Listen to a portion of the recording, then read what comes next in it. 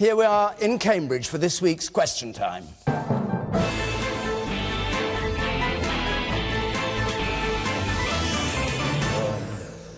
And welcome to you listening, watching, to our audience here, and of course to our distinguished panel, the Conservative former Chancellor, among many other cabinet posts he held, Ken Clarke, Labour's newly appointed shadow leader of the House of Commons, Bryant, the former Finance Minister of Greece in the Syriza government, who describes himself as an unapologetic Marxist, Yanis Varoufakis, the Deputy Chairman of UKIP, Suzanne, and the columnist and broadcaster, Hartley-Brewer.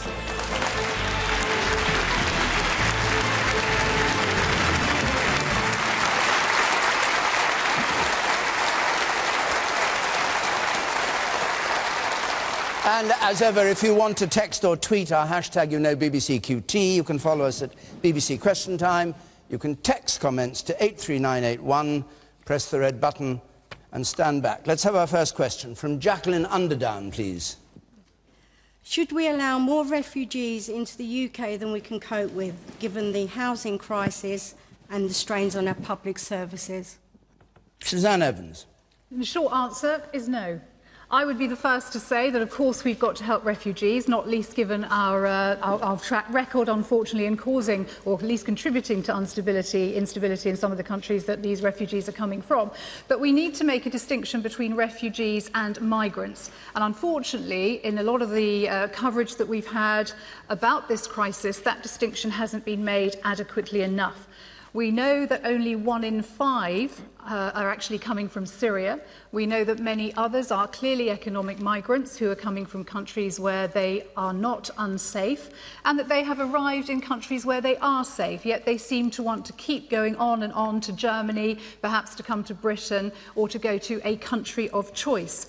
Now, I fully support, actually, David Cameron's bid to take 20,000 refugees. I think that's fair, and I think he's absolutely right to take them from the camps, which are run by the United Nations High Commission for Refugees, so we know these people are being processed properly.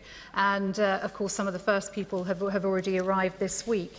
But from a point of view of our national security, I think we have to be very careful. We know that Islamic State is infiltrating some of the people who are coming across on the boats. And we also have to, I think, to be fair to the people who are on our housing waiting lists, which are getting longer and longer. And your question, you put it very well. Should we take more than we can cope with? Absolutely not. So your view is 20,000, that's it? Well, I think 20,000, it's going to be over a 5-year period. My worry is that the way that the European Union is playing this, and at the moment we have an opt-out from taking the 120,000 that the other EU member states in Schengen have been asked to take this week. My worry is that we might not be able to opt out for that for very long. And already we can hear the EU dictatorial bureaucrats talking, well, David Cameron, if you want to renegotiate the terms of our EU membership, you must take more refugees. We're being blackmailed by the EU once again. Yanis Varoufakis. Well, let me begin by saying that the answer to the question is exactly the opposite. Firstly,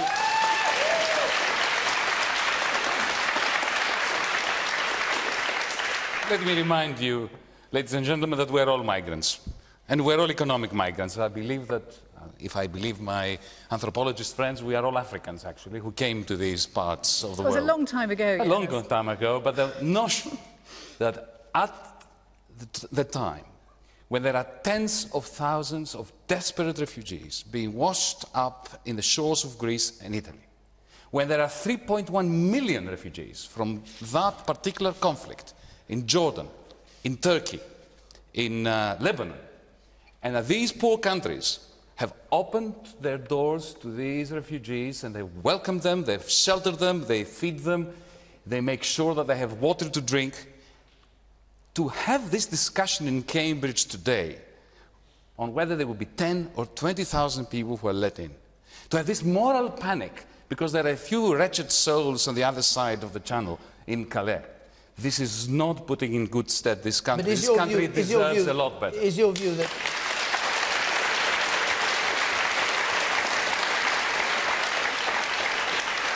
As you've said, we're talking about millions of people. Is your view there should be a completely open door policy, that they should be able to go to any country? That's the logical answer. I have a tendency to say that I think that borders are an absurdity looked at from space. Yanis.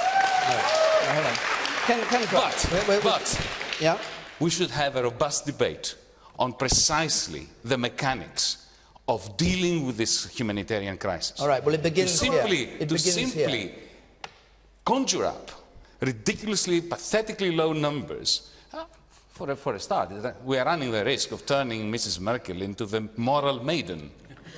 All right. Ken Clarke.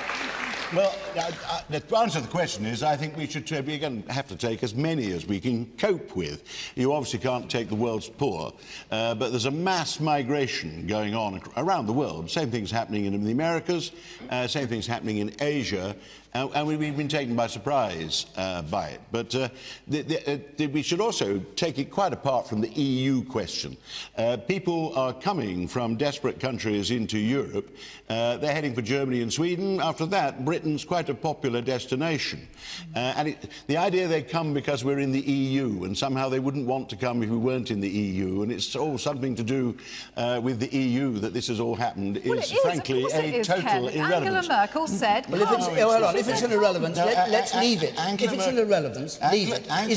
Is 20,000 the right figure, which is the figure over the next 5 years? 20,000 is a good start, and they're being let in an ordered fashion. They're being identified as vulnerable people, and they're being taken from dreadful camps in Jordan and Lebanon. And what the whole of Europe, we could need a Europe-wide agreement. Firstly, how we get under control and on top of this and cope with it sensibly, and then how we sort out the genuine refugees from people who've joined the flood from other countries like Albania or Pakistan because they think that suddenly they have the prospect of a job here, then how we deal in a civilised fashion, in a more orderly fashion, with the ones coming in. But you haven't answered the question which Jacqueline asked, which was, should we allow more in?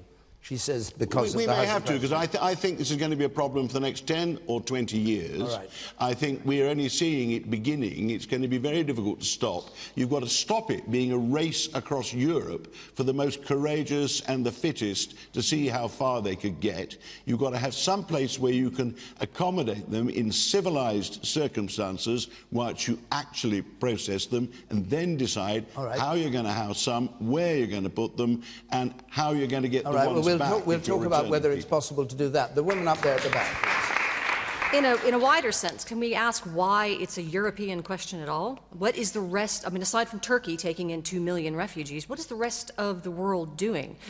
Aside from the desperate situation today during the Hajj, Saudi Arabia has 2 million tents that are already plumbed, they're air-conditioned.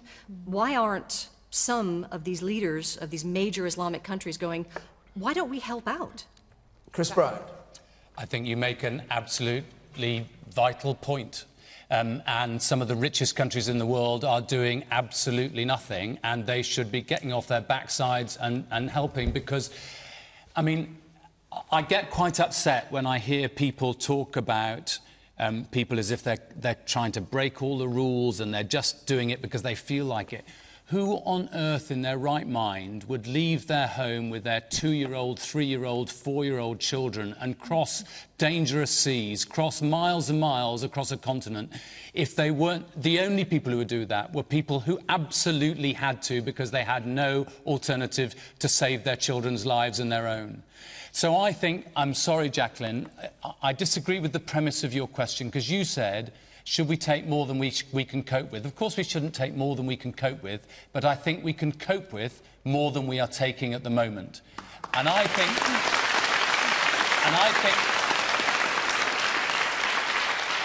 think this country's heart is big enough to cope with more.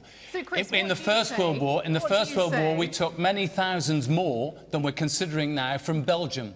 And they all went back after the First World War when their country was made safe. And that was when many millions of people had died on the fields of Flanders. So what do you say, hold on a second. I'll come to you, Jacqueline, and I'll come back to you. Okay. Yes, but yes, you know, we've got to help these poor people, but they're risking their lives to go over the water, and, you know, they're landing in a safe country.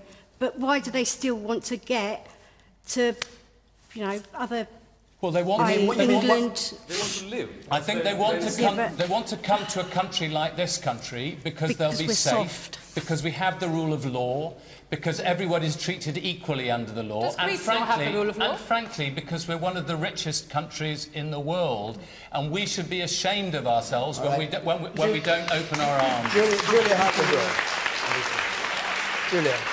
Julia, very briefly, because you asked me something about whether Greece has the rule of law. Let me tell you that after the Iron Curtain collapsed, a country of 10 million people took in 1.5 million people. Yep. So we have a sterling record of opening our doors. Julia. Jacqueline asked, should we allow more refugees to come than we can cope with? The answer is clearly no, but the question is how many can we cope with? And that is the big issue. Probably more than 20,000 over 5 years, realistically, yes. We could probably, if we needed to, we could probably take another 20,000, another 100,000, maybe 1 million, maybe 2 million, maybe 10 million. There are 10 million displaced Syrians within Syria, 4 million who've left the country. Why don't we take them all? We can afford it, we're a wealthy country. But we're not going to, and neither is the rest of Europe going to. There are roughly 5 billion people on the planet who are not as wealthy as your average European. Shall we take them as well? The reality is, Europe, I'm sorry to say, as much as I want us to be a safe haven for people in desperate need seeking asylum, as we were for Jews fleeing Nazism and other people over the years, we cannot be the answer, the solution to this problem, because this problem is bigger than that. We cannot have every single person who wants to live in a better country, have more chances of jobs and a nicer home, coming to our country. We don't know. I didn't interrupt you. The key issue here is, there was a quote from the European Council President, Donald Tusk, who said, "The greatest tide of refugees and migrants is yet to come." We've got to get to grips with the fact we are not talking about tens of thousands, we are talking about tens of millions. And the reason they are getting on boats and trying to come to Europe is because Germany and other countries said, come on in, you're welcome. Oh, so that's the problem. They were living in Jordan and Turkey for 3 years. Suddenly doing the right thing is the cause of the problem. Germany has a demographic time bomb. Yanis, We don't. do you make a distinction, which many people are making, between people who are fleeing in terror for their lives and people who are searching for a better economic system to live under, where they can prosper better than they could? Of course I make the distinction, but at the same time I recognise that the distinction is rather blurred in many occasions, because starving to death due to lack of economic opportunity... They're not starving to death. Well, some people are. They're not people in Syria. People are coming to Julia, listen, panel, you've got to let each person have a say, one at a time. Otherwise, our audience here with and our migrants from Africa can't hear what's being said. Who migrated to Greece under incredible circumstances because their kids were starving to death. I cannot easily say that these people are undeserving, whereas others are deserving because they were shot at. Right. You may make this distinction, but I'm not going to follow you. A member of the audience, you up there, sir, in the third row.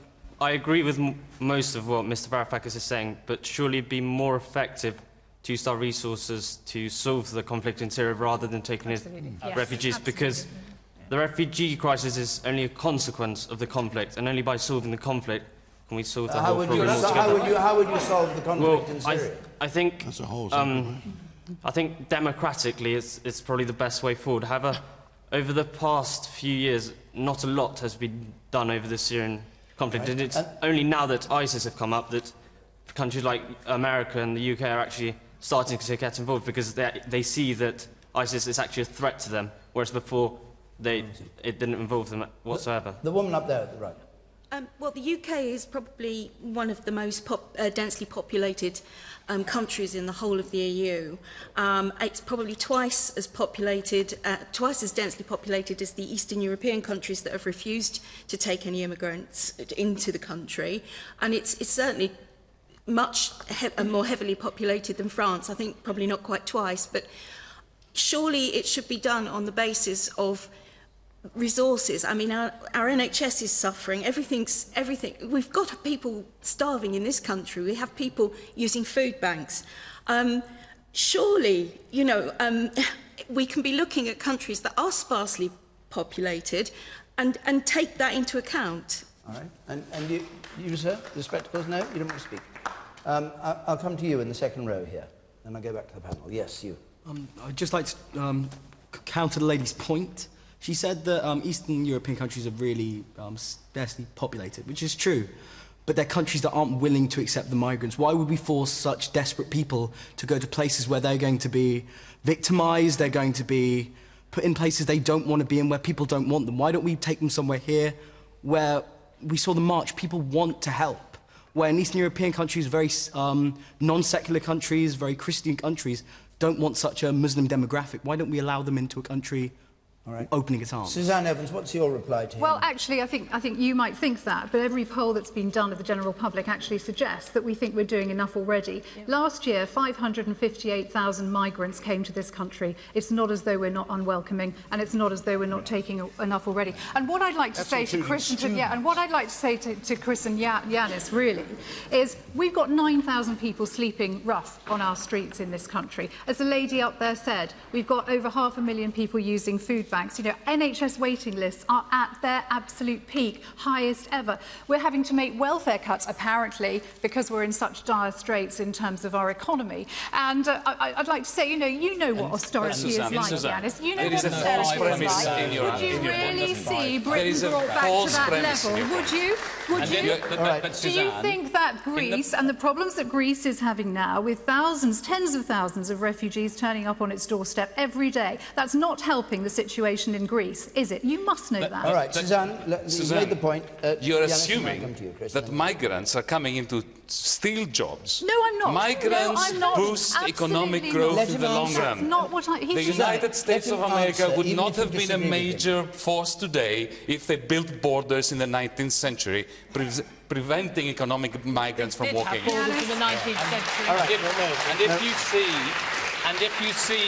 And if you see a migrant in the NHS, it's likely to be somebody who's treating you, not being treated. All right. No, I'm going to go on. I'll take one more point from the woman over there, but I want to then move on, because we've had a quarter of the programme. We've got many more questions. It's a huge problem.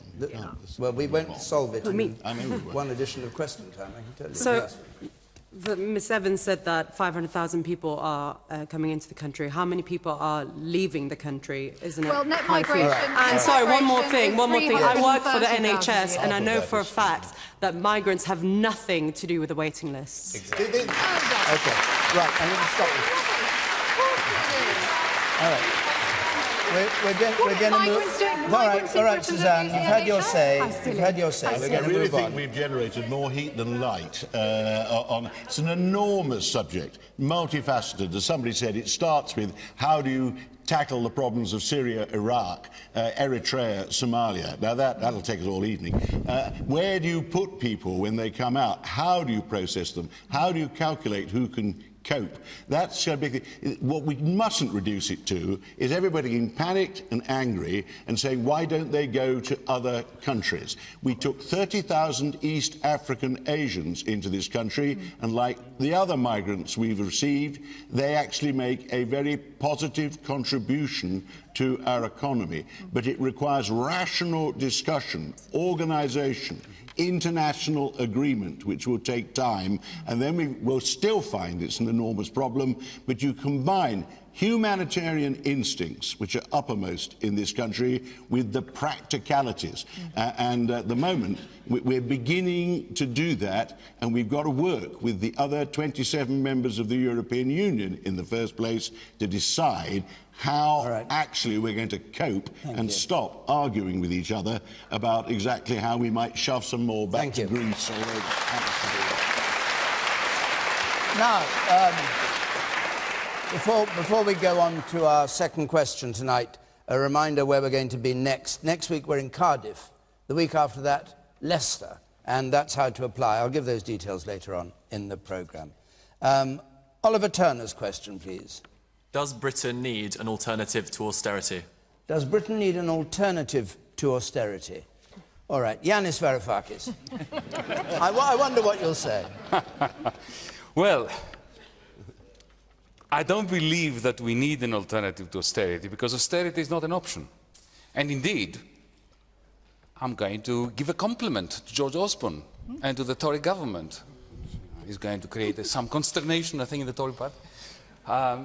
He hasn't really practiced austerity. He's talked about austerity. He did a little bit of it, and then it didn't work.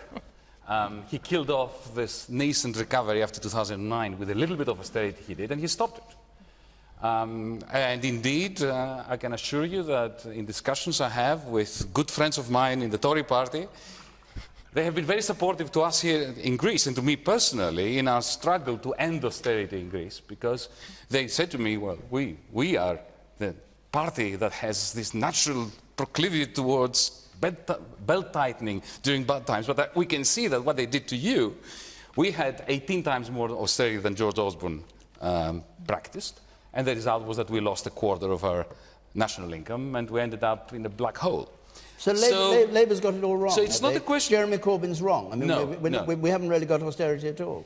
There's no problem. I said there was a little bit of austerity in the grand scheme of things. The problem with austerity is that it's being used as a narrative in order to conduct a class war.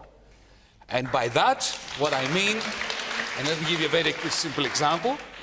In Britain today, when you have the lowest percentage of public spending as a proportion of national income for the last 70 years, to be talking about reducing the state further, when effectively what you're doing is you're reducing taxes like inheritance tax, and at the same time you're cutting benefits, that's class war in the state in which Britain finds itself. All right, Ken Clarke. Class war. Well, I thought Yanis started well. I mean, austerity is a political cliche word now. I actually, obviously don't agree with Yanis. I believe in free market economics with a social conscience. And so do I. Good free market economics with a social conscience. And Yes. Mr. Marx didn't quite get there. Well, I am an erratic Marxist, not an unapologetic Marxist. I see, you're a modern Marxist. But we're moving in the right direction, Yanis. I'm an inconsistent Marxist. But anyway, on the serious point, you cannot have the kind of prosperous economy that our children, our grandchildren need unless you combine good, enterprising economic policy with well-managed public finances. That's what the idea that you can somehow run up debt on the scale that all the Western democracies did, run annual deficits on the scale all the democracies did, and either borrow it ad nauseam from other countries at the expense eventually of their taxpayers if you default, or somehow just print it and spend it on worthwhile things would be marvellous if it worked. I mean, if you could just print the money and spend it on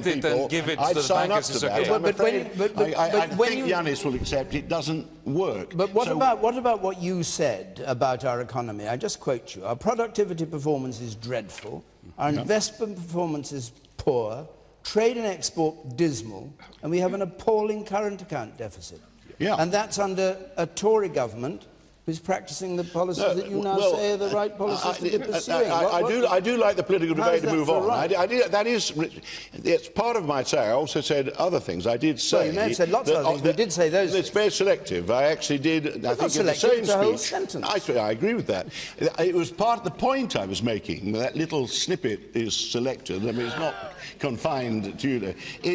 Stop digging, Ken. We are part way to sorting out the worst financial crisis in the lifetime anyone in this room, and coming out of our longest and deepest recession since the war. And you have to understand we're doing quite well. We're doing better than any other Western economy, with the possible exception of Ireland's growing faster than us, the Americans doing quite well. But a precondition, in addition to tackling all those problems, is healthy public finances. If you just incur annual deficits, but giving in to political pressure, just incur ever-mounting debt, it will destroy the other things. But George Osborne is halfway through a task, and the first thing to do is to stop 80% debt to GDP ratio rising, and until he's got on top of that, he won't have the kind of economy our children and grandchildren want, and it's got to be combined with actually getting the public finances back to common sense. I think we get the point, Ken. Thank you very much. And can you, if you can tell us Perhaps you can't. Where does Labour stand on this?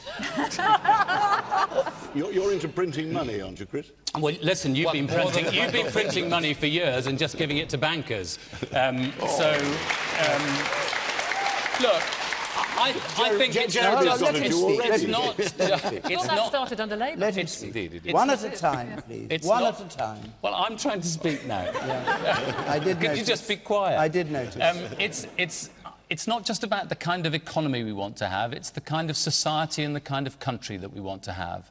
And I think when we make false economies, so local authorities in this country have to close every swimming pool and every library because they're facing £70 million worth of cuts every year or whatever, the problem is we are making a false economy in the long run. And George Osborne, I know he's got a plan. He's got a plan to get himself into Downing Street in 2020. He's got a plan which is to set a deliberate surplus by the end of this Parliament. Now, I think that means he's going to make unnecessary cuts which make it more difficult for us to prosper as a country. We should be investing in skills so that we can bridge that productivity gap that we've got. We've got a terrible productivity problem in this country, and it's getting worse. We should be making sure that we are investing in those areas of the economy which are growing, like the creative industries. Or here in Cambridge, you have great scientific innovations, but how often is it possible actually to get those to market so that we as a country can prosper on the back of them? We need investment in those businesses and in those creative industries so that we can prosper. And my anxiety is that what the government has done ever since 2010 is they really came in with a project to cut the size of the state. But let me just give you one example. If you... at the moment, we have a massive problem in mental health services. The waiting lists for getting to mental health services now 3, 4, 5, 6 months. That is counterproductive because it means that people don't get back into work. That's where you need a strong state to be able to support people so that we can all prosper. Oliver Turner. I think, obviously, the state does have a role to play, but as Ken said, when the debt-to-GDP ratio is at 80%, which doesn't include the vast amount of sort of so-called debt that is built up in the pension liabilities that are somewhat uncounted, I think it's pretty dangerous to argue we should sort of be slowing the pace of austerity or taking it sort of with some idea that because these things happened quite a long time ago now, that they're somehow resolved. They're absolutely not. The one part of government spending that's not really being touched, and I'm sure this will offend a lot of people, is the amount of pensions being kept for the older generations, which is all well and good because they vote a lot, but the younger generations are kind of getting screwed here by some of these, the sort of willingness to cut only to the services where people aren't really voting and concentrating sort of the money or that's available on the sort of those people who actually turn up to elections. Okay. And I'll get the person up there on the left-hand side. Yes, you. Well, the Conservatives just seized upon the financial crash, which was nothing to do with Labour's management of the economy. Labour managed the economy better than the Conservatives. The deficit Sorry, Labour managed the economy better than the Conservatives. The Conservatives, and yes. It's just a complete myth All that right. we have the way to grow our economy and have fiscal responsibility is just by cutting and cutting and cutting.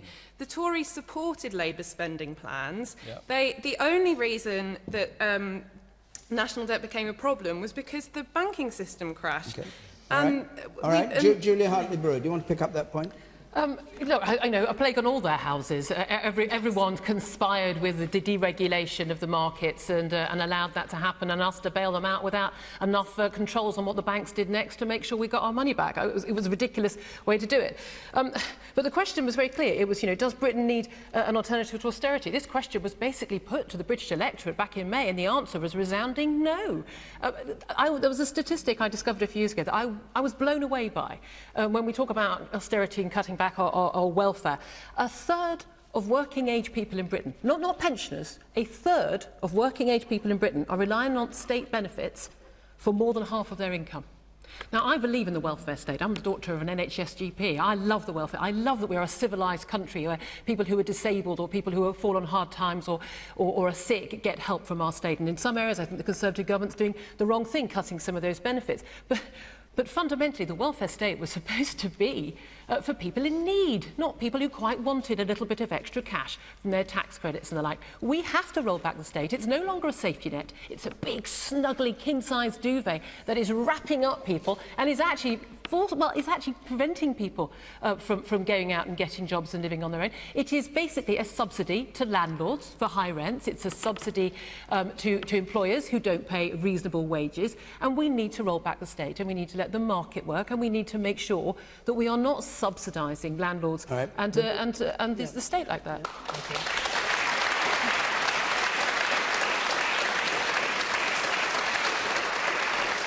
Suzanne, I'll come to you. I just want to put a question to Yanis, though, because you said, you praised George Osborne, and then you said what was happening was actually a reconstruction of the class system. It was benefiting the rich, not the poor.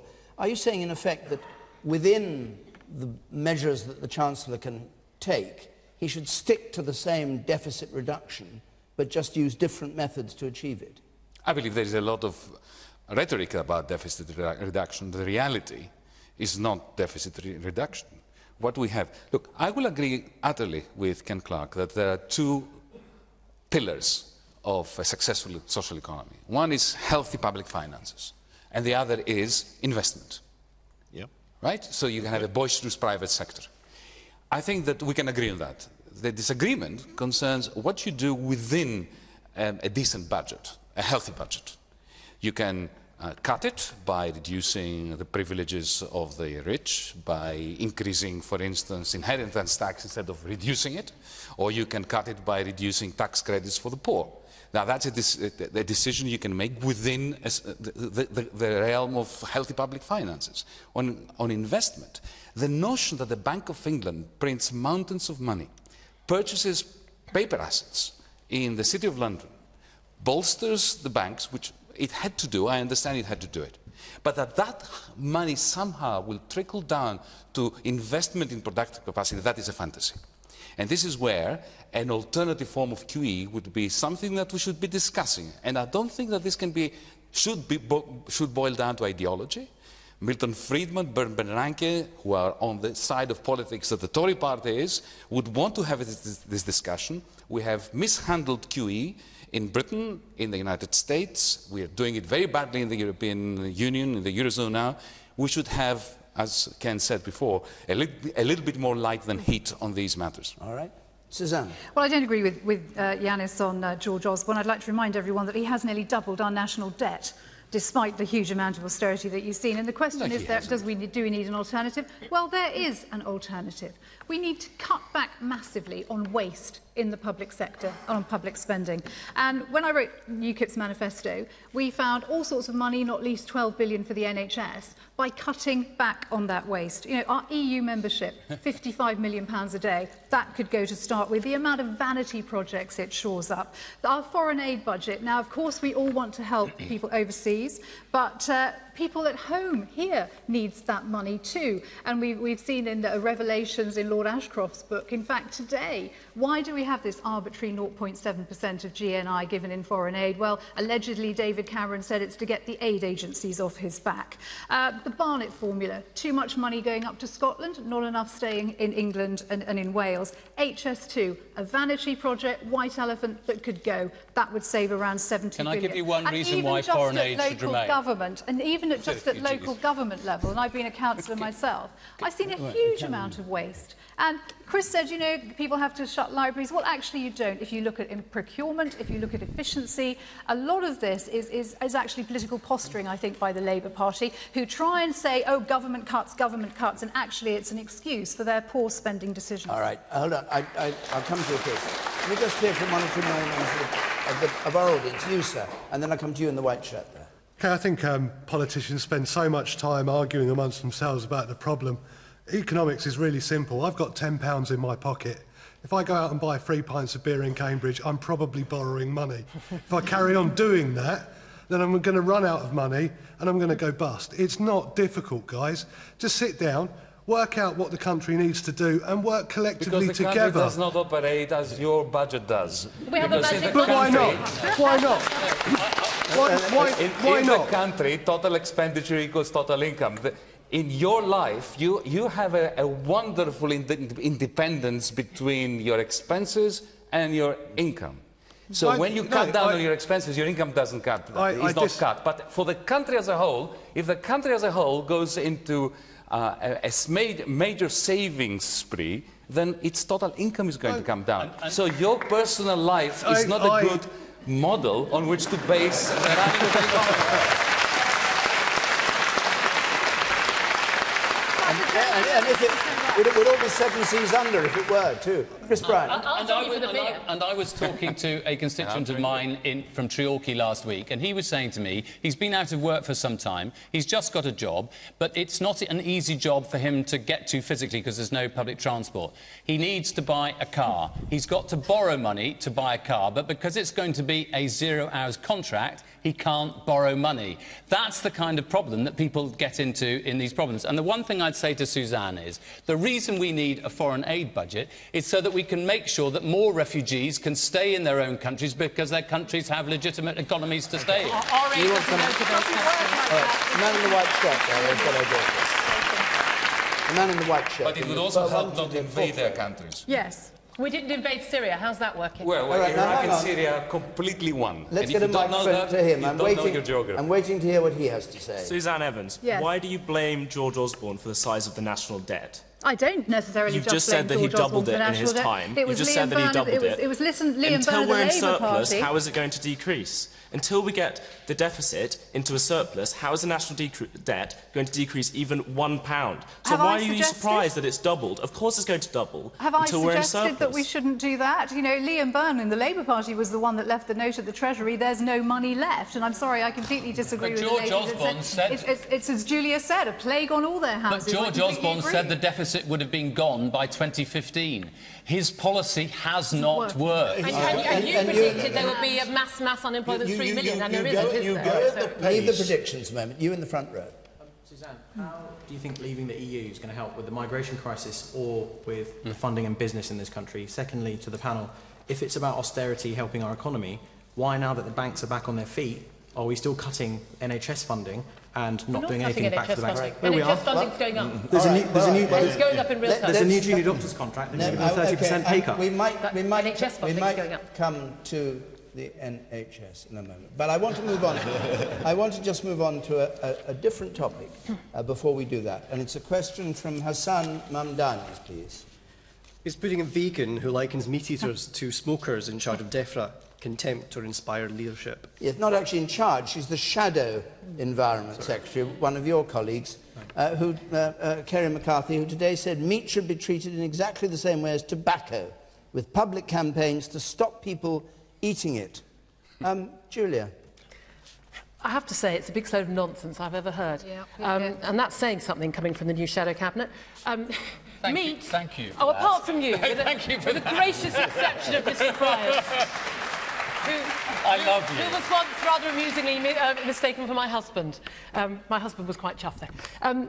Look, meat doesn't kill people in the same way that every single cigarette does, as Ken Clarke would know, having worked for a multinational tobacco company for many years. Every single cigarette is harmful, every single one. If it was up to me, they'd be illegal. I don't think you'd be allowed to sell products that kill people. She says it causes suffering to the animals. Well, that's the point. Well, but that's not kill us. No, look. At the end of the day, there is a very, very strong moral argument, the fact that certainly in a country as wealthy as ours, that we are able to pay more for our meat. We should eat less meat just for health reasons for ourselves, but we should pay more for our meat and expect our animals to be kept in better conditions so that they have a happier life. I would absolutely be willing to do that. I don't think we should allow meat to be sold at some of the prices that involve poor treatment of these animals. However, we are omnivores. We are supposed to eat meat. There are some I think, vitamin B complexes we can't get from anything else on the planet. We need to eat meat, and I think this militant veganism, frankly, it's just nonsense. All right. Well, Chris Brown, I could just mention the question again. It's whether putting a vegan who likens meat eaters to smokers in charge of DEFRA, is it contempt or inspired leadership? Well, I actually thought that Hassan said putting Putin in charge, and I thought we were doing Russia suddenly for a question. But look, I'm afraid I disagree with Kerry. Kerry is a very close friend of mine, and I love her dearly, but I just disagree with her on this. I think we were absolutely right to bring in the ban on smoking in public places, because there is such a thing as passive smoking, and it does kill people.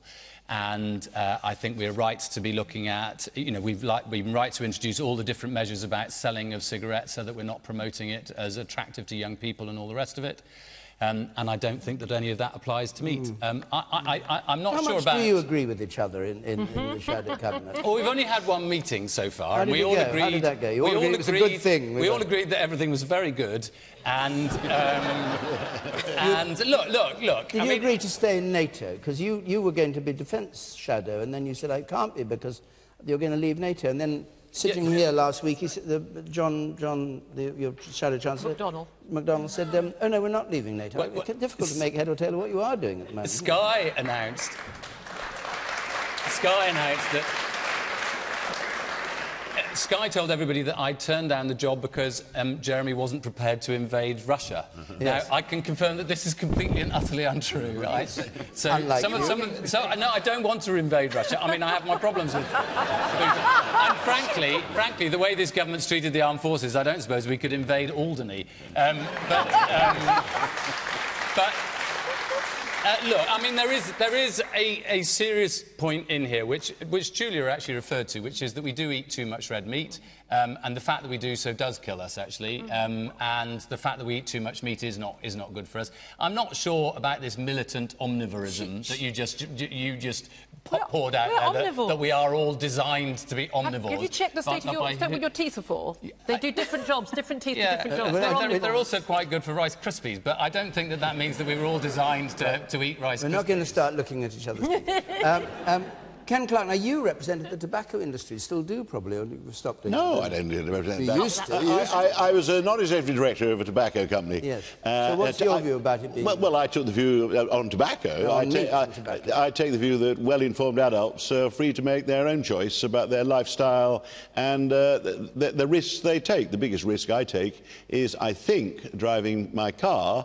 I also take a risk, I know I take a risk, in smoking my cigars. I smoke my cigars whilst driving my car, so I was a certain recklessness. I'd love to take up with Chris his latest commitment to increase defence spending above the 2%, which he obviously thinks we've excessively cut back the armed forces. I'd love to know whether his new leader agrees with that, but we, no doubt, the next Shadow Cabinet meeting will resolve this. Ken, if you want to join the Shadow Cabinet, it's a very open... I'd love to.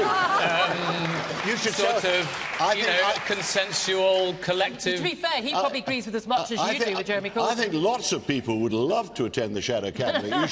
You should sell tickets. I mean, I think we're all... No, we don't believe in selling Let's get back seats. to the question, out of courtesy to the questioner. I just take the straightforward view that if you look at the human condition, at our anatomy, our jaw, our digestive system, we're plainly omnivores. We always have been. We actually eat meat, and we also eat vegetables. And I admire Kerry's view that you know, she's so consumed by her love of animals that she's prepared to go onto a non-meat diet, but I do think it's scientifically and realistically nonsense, and I hope she's got some rather more scientifically, factually based views on the environment if she's going to cover that. What do you think? You've been listening to all this. Yeah, I do agree with Julia's point that it's about animal husbandry, the way that we choose to buy our food, or we have to make choices about how we buy our food, and we would shop, or we should shop ethically.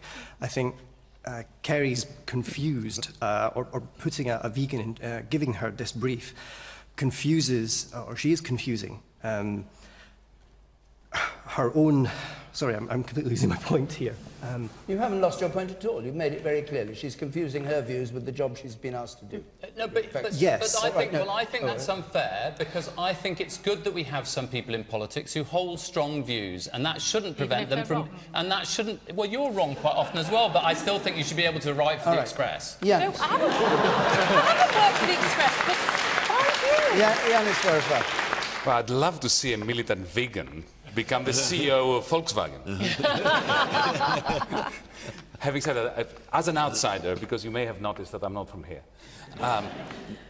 I think that it's wonderful that the Labour Party has undergone this transformation, independently of whether you agree with Jeremy Corbyn, particular members of the shadow cabinet, because suddenly now politics is becoming interesting. And it reminds me of a similar transformation that the Tories had when Margaret Thatcher came in. And you will recall, of course, or at least some of you, will recall that when she came in, she was not a representative of the median voter. Her views were considered extreme by even some members of the Conservative Party. And she reinvigorated right-wing politics. And it would be wonderful if Jeremy could do this for left-wing politics. Maybe that will force the Conservative Party to lift its game too and put on a show for us outsiders, that we can enjoy watching. All right. Suzanne. The fiasco that is Jeremy Corbyn's shadow cabinet, it's going to give us hours of endless entertainment, I think, for many days and weeks to come. I totally you have a shadow cabinet? Of course we do. Yeah. Yes. Are you in it or out of it at the moment? I'm in it. Can I buy a ticket to that one?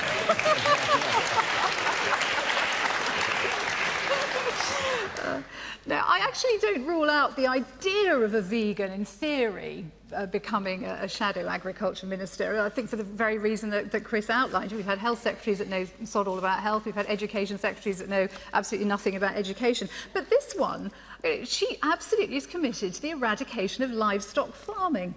And so I really don't see how she can even begin to do her job. I feel very strongly about animal welfare. I support compassion in farming. I'm not a farmer's daughter, but I have lots of family who are farmers, and so I spend a lot of my life on farms and working on farms. And some of it's cruel, there's no doubt about it, and we need to stop that, and it's something that needs to be looked at. But I don't think Kerry's the right person to do it. Okay. If she wants to be a vegan, she can be. It's her choice, not mine. I don't want to see any of her nanny state policies impacting on me or any of us, in fact. We have 10 minutes left, and I want to come to another important question, particularly considering where we are. And it's from Fiona Arthur Wallace, please. Do hospitals being put under special measures for financial reasons show that NHS budget pressures have reached breaking point? Do NHS hospitals, go to Addenbrooke's in Cambridge yesterday, I think it was announced, was being put under special measures. Does it show that NHS budget pressures have reached breaking point now? You're a former Health Secretary, Ken Clarke. What do you think? Well, there'll be a judgment made in the public spending round, I'm sure. No government's ever cut spending on the health service, and no government ever will at the moment, because the population's getting older. The medical advances, clinical advances surging forward. There's always been a debate. There's been no health secretary who hasn't been told that he should spend more than he's committed to on health. That will be a constant debate, and you know, you have to listen to if it's based on the patient's needs and fulfilling the service. But the fact is, because you're running up an escalator, you have to have a finite budget, and there are infinite demands. You do have to concentrate all the time on management, efficiency, actually knowing where you're spending the money, how you're spending it, and not just have these constant pushes for campaigns. There's already a pay claim element coming into the present arguments about NHS spending, and I think at the moment we've combined getting on top of the financial crisis we were talking about, actually improving the sustainability of our economic recovery, and still the health service remains the best in the world. So why is Addenbrooke's, one of the most famous hospitals in Britain, always had failing put under special? Well, because we have a better inspection system. Jeremy has greatly improved. No. I was Health Secretary 30 years ago. I closed more hospitals than people had hot dinners, and we had some terrible hospitals. We had the old the old workhouses were called geriatric hospitals, and people lived in dreadful conditions. The health service now, successive governments have been in charge, is far better than it was 30 years ago. All right. You'll always have some areas where they fail, either bad management, mistakes, pressures, the layout of the service is all wrong, hasn't been modernised. There are big things to tackle at the moment, like the combination between hospitals, GPs, care at home. We've got a big community care problem. All right, Ken. You have to fight all those things, I can't let get go the on money you because we've can got- and spend yeah, it. I think we get the point. Suzanne Evans, UKIP, if I've got it right, is against this inspection system at all. No. You want the abolition of it? No, absolutely not. I don't know where you got that from. But one thing I'd like to say... In your manifesto, which you wrote. What? Abolition of the CQC? I'll take your bet. We've got to have... CQC, you want to abolish it? Part of your waste campaign. Discuss it in your shadow cabinet. All right, anyway. OK, well, I think we've got to have some kind of inspection programme. Yeah, certainly, we didn't have one 30 years we'd be ago. absolutely in That's why we favour of have an inspection programme that involves Is the NHS the budget lay. putting too much pressure on the hospitals? Is that the point, was the question? Yes, I think it is. The first thing I'd like to say is actually, although we've got Addenbrooke's in special measures, the quality of patient care at Addenbrooke's in this inspection was still rated as excellent and very high. And I think that's an absolute credit to the doctors and nurses who are working there, that despite all these pressures, they still manage to do their jobs, and not only that, they do their jobs incredibly well. Part of the reason that the NHS is under so much pressure, I think, is that Ken talked about management and efficiency. Well, that's all very well, but spending on management in the NHS has gone up tenfold since 1997. Money is going into the wrong places. You know, there was 108 million, I think, golden handshakes. 4,000 managers laid off, and then a lot of them re-employed back. Do you think you can external can you run the consultants on a much NHS with higher... fewer managers? That's why you need Yes, better management. I absolutely think. I think we can. But at Addenbrooke's, they there's said they been needed better managers, well, more managers. You don't need more. It's about actually doing management properly. And the fact is, I think all this money that's going into management clearly isn't working, and clearly isn't working in this instance. And there's still a huge amount of waste in the NHS, which could be better put into frontline patient care. Okay, there's somebody waving at me consistently. Go on, I'll come to you now, because otherwise you'll... Thank you. Very I've got 3 points to make. So no, just 1 point, if you will. Okay, 1 point on such an importance of it. So I'm a medical registrar in geriatric medicine. One of the reasons why Addenbrooke's Hospital, and I worked there for 2.5 years, one of the reasons why I was in so much problem was because of debt, because of over-reliance on locums. Now, the new junior doctor contract, which is being forced upon doctors, it will increase locum spending because junior doctors will leave. Now, what this will mean is patient safety will be greatly compromised. There'll be fewer doctors for you to see, you'll have to wait longer for you to see them, and they'll be burnt out. Now, when this will target the female doctors who want to have children, researchers who are researching things like cancer, dementia, heart disease... All right, I get the point. Can I just make one final point, please? What you're saying is the change to the contract for junior doctors is going to lead to If I could just make one final point. When bankers were allowed to keep their bonuses, it was because we could possibly not allow them to leave the country because they were such an asset. Are the staff members of the National Health Service not an asset? This is the start of the dismantlement of the National Health Service. And as junior doctors, we will strike to prevent this from happening. We cannot let this happen. We will not.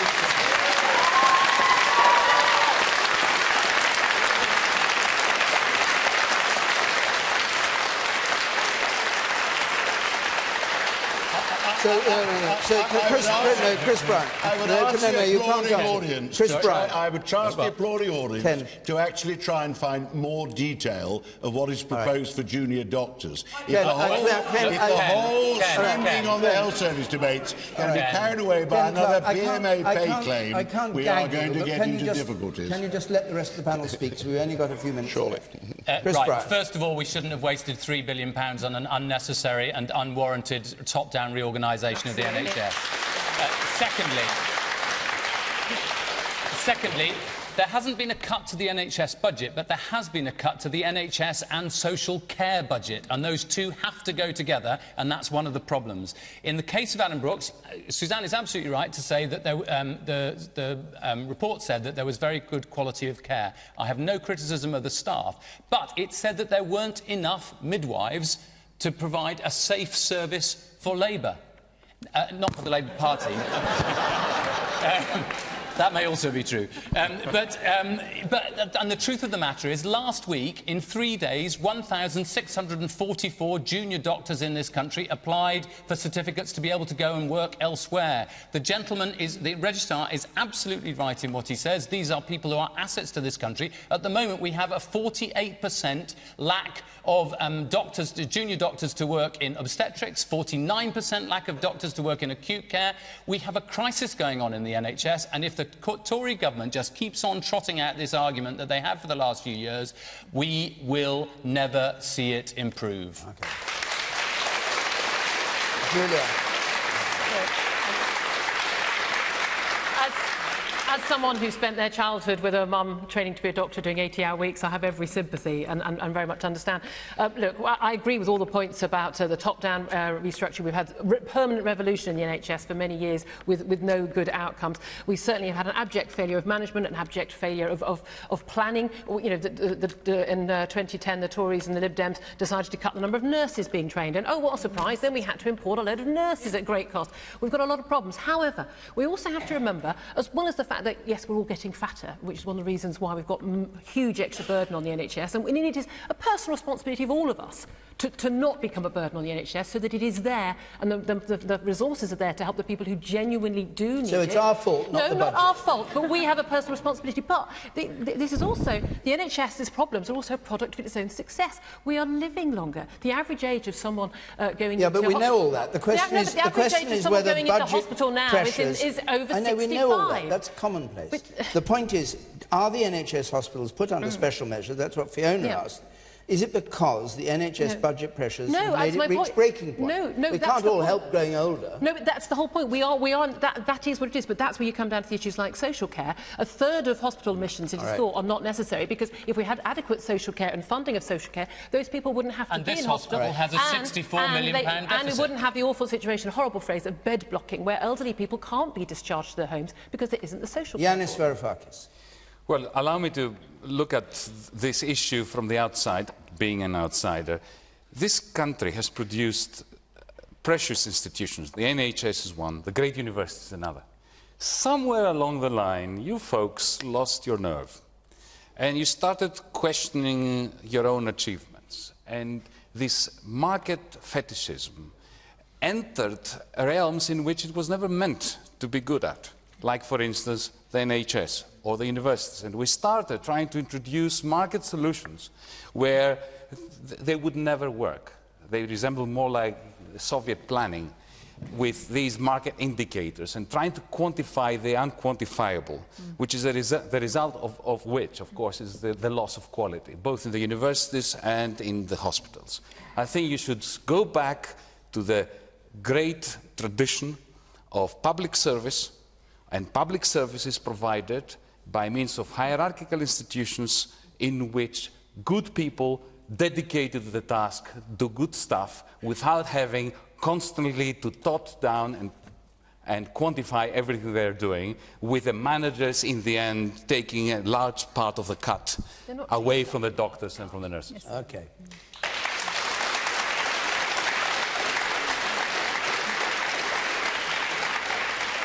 I'm afraid there are so many hands up, I shall be garroted by the audience when I say that the time is up.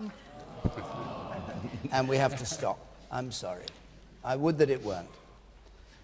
Next week we're going to be in Cardiff, and we have Margaret Thatcher's biographer, Charles Moore, on our panel, and Charlotte Church, the singer and left-wing campaigner, both on that panel, alongside the politicians. The week after that we're in Leicester. So if you'd like to come to Cardiff or Leicester, you can apply by going to the website, which is written on the screen there, or call 03301239988.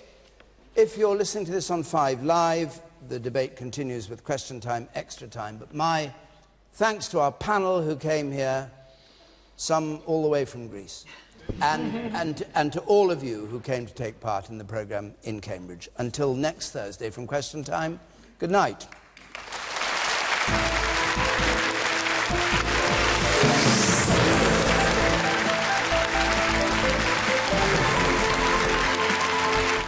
Back after their break, lots to talk about next. Alan Johnson and Jacob Rees-Mogg are on the sofa with guest Jimmy Osmond. It's Andrew Neil with This Week.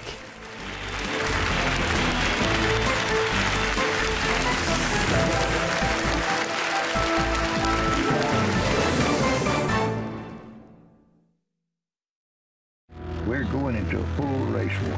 White power!